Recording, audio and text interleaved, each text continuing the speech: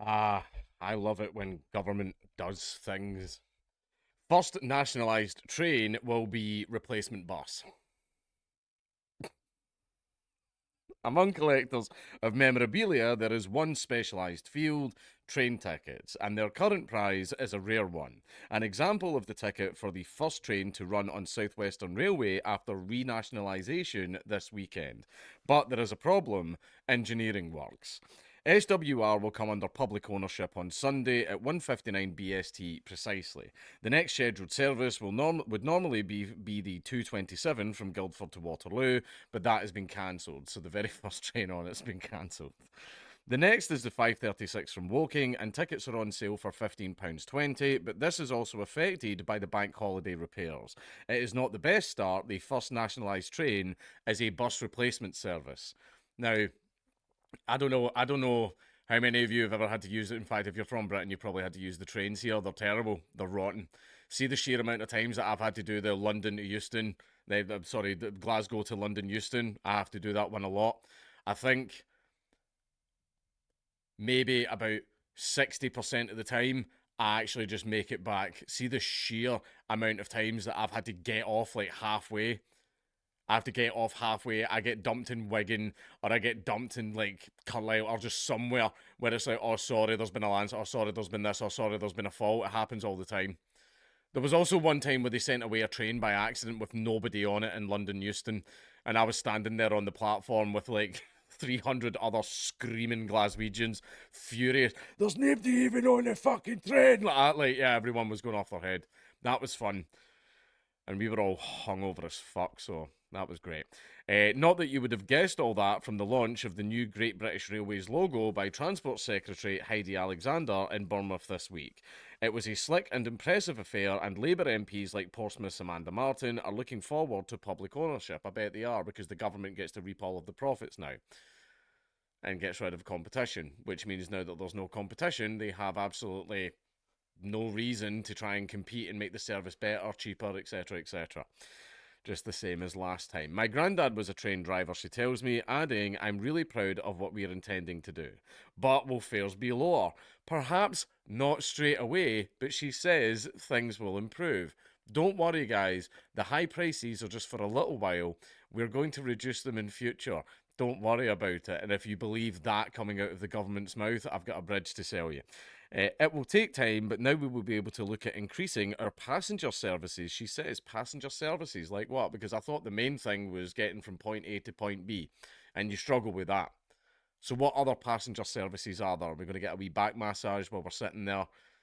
We're going to get dinners. I mean, you're doing first class on a Avanti trains. Must be nice, but I'm not as rich as some people think I am. but make the passengers feel better on the trains from planning the journey to find your tickets, and if you're delayed, there'll be an instant repayment. I mean, you get that anyway. You get that anyway. If your train gets buggered up, you can just ask for a refund, and then you just get it refunded. These were things we already had. What's new? What new things are you adding? Nothing. You just wanted the money. Liberal Democrat MP for Didcot and Wantage, Ollie Glover, is on Parliament's Transport Committee and says nationalisation has potential but will require vision and leadership. What the industry needs is for the government to be really clear on what they want them to deliver in terms of wider economic and social and environmental policies, he said. Well, the government wants money. That's what it wants more than anything. That's why it taxes everybody into oblivion. That's why anytime money changes hands, basically when a product gets imported into the country. See, by the time it's in your hand, it's been taxed 6 times, and that's driven the price right up. Import tax, value added tax, capital gains tax, blah blah. Then fucking VAT, all that stuff. Which is why stuff's expensive. Government wants money. Wants your money. It wants all of your money, as much of it as possible. Then it wants to send you away to die in some trench for some global homo shite. But in this case, oh no, we did it because like the train companies, they were like totally scamming people and grrr, and like, oh, it's not, it wasn't, not what they want money.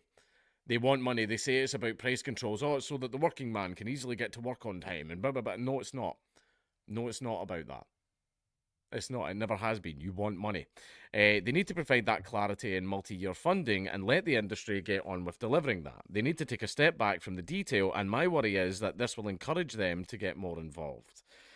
Former Conservative MP Chris Loader used to work for South West Trains and says that they should not be ashamed of the time they held the franchise. We saw passenger numbers double over the period of privatisation until just before COVID, he tells me. We saw huge levels of investment that we haven't seen before. But now he is calling for more competition. Good, even within the nationalised framework, using open access train operators competing on the same line with the government owned operator. Yes. Absolutely fucking yes. Competition. Competition is a good thing because companies do not improve if they don't have competition, because why would they need to?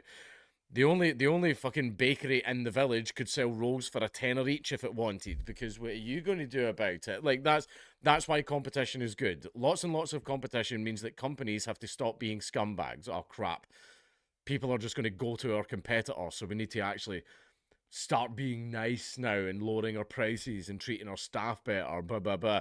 And then when there's overwhelming competition, it's the nicest company that treats people the best that wins the day. That's what happens. That's why we need competition. He knows what he's talking about.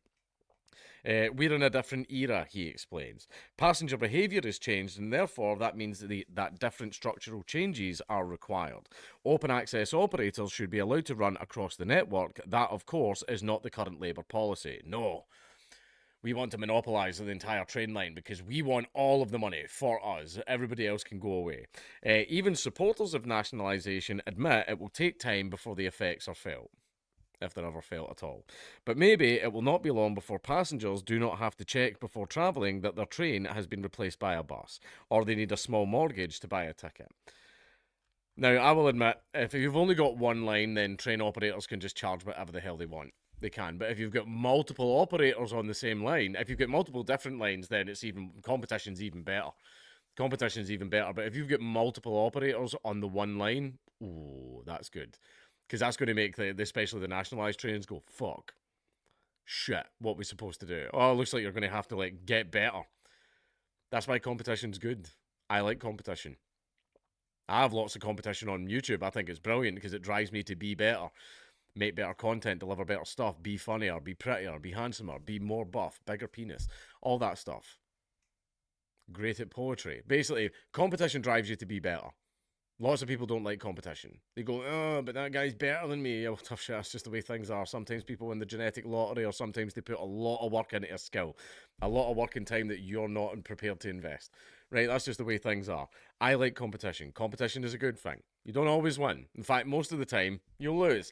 However, in the process, you strive to become better and better at what you do, and you become a better person for it. Even if you lost at the end of the day, technically, you still kind of won.